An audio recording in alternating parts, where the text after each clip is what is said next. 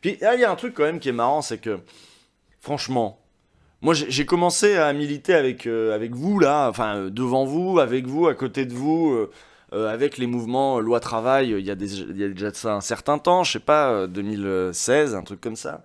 Quoique mes chers contemporains, ça doit même dater de 2015. Mais à l'époque, il y avait Nuit debout.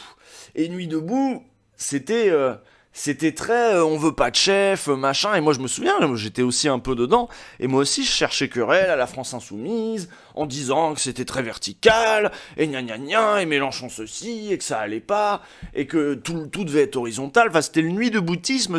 On était on faisait du gauchisme, du vrai gauchisme. Hein. Le gauchisme, c'est que tu fais jamais assez à gauche. Il faut toujours que ce soit plus horizontal, toujours que ce soit moins structuré, toujours que ce soit, vous voyez. Et à l'époque, on faisait comme ça. Et mine de rien, aujourd'hui, bon, je pense qu'on assume un peu plus que, ok, on a un chef. C'est Jean-Luc.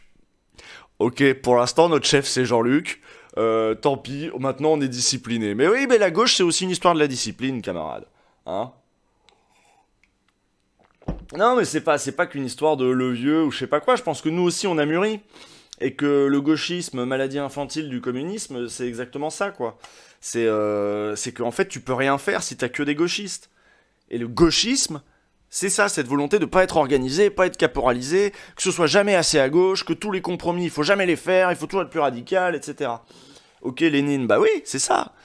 Et donc derrière, bah voilà, tu vois, marmotte anarchiste dans le chat qui dit désolé, Jean-Luc, c'est pas mon chef. Et j'ai remarqué un truc aussi, tiens, ça va faire rigoler les gens, peut-être les anarchistes en particulier. Il y avait beaucoup de gens qui rentraient dans la gauche, ce qui est assez logique, hein, qui rentraient dans la gauche, des primo-militants, par l'anarchisme. Parce que justement, mine de rien, on a été éduqués en libéraux, en individualistes, et rentrer par l'anarchisme permettait de se préserver de cette impression qu'on peut avoir dans un parti, etc., d'être endoctriné, de suivre des ordres. Voilà, et quand tu rentres avec ta psychologie libérale, d'un pays libéral, on est éduqués comme des libéraux, vous voyez. C'est beaucoup plus facile de commencer anarchiste que de commencer léniniste, voilà, où on a un certain goût, voilà, de la discipline, on respecte le chef, on suit la stratégie, on se permet de faire des stratégies parce que, bah oui, parce qu'on se permet de faire des stratégies parce qu'on sait qu'elles vont être suivies.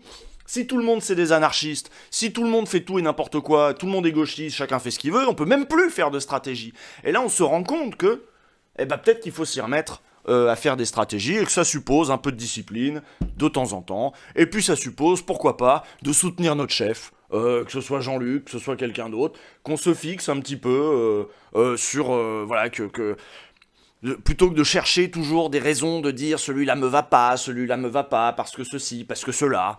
Alors, je dis pas des trucs de tanky, c'est pas ça, pas du tout. Par exemple, moi, je suis désolé, mais je regarde en effet. D'ailleurs, j'ai eu un message qui allait dans ce sens-là en DM. Je suis en train d'en énerver dans le chat. Je le sens je sens que j'énerve des gens. Je reçois un DM d'un mec qui me disait pourquoi tu tapes toujours sur le PCF, pourquoi tu tapes toujours sur le PCF, qu'est-ce que t'as avec le PCF, machin. Je comprends pas les militants PCF qui suivent. Tu vois, tu leur donnes la ligne, ils la suivent, ils réfléchissent pas. Nous, on peut suivre et réfléchir. Mais nous, on veut un leader, une équipe qui nous fasse réfléchir. Et à ce moment-là, on est d'accord d'avoir un peu de discipline pour la stratégie. Peut-être pas pour la théorie. Pour la théorie, on a le droit d'avoir des discussions. Pour la stratégie, bon, c'est pas pareil. Alors que des militants PCF, on leur a dit, bon, maintenant, la ligne, c'est saucisse, voiture, vroom vroom, nucléaire, diesel, et on y va, la viande, Fabien Roussel, vous y allez. Et eux, ils sont partis défendre Fabien Roussel avec les pires arguments de fond de cave, quoi. Vraiment les trucs daubés. C'est pas pareil que de suivre le chef. Là, c'est suivre la doctrine. C'est pas pareil, la doctrine.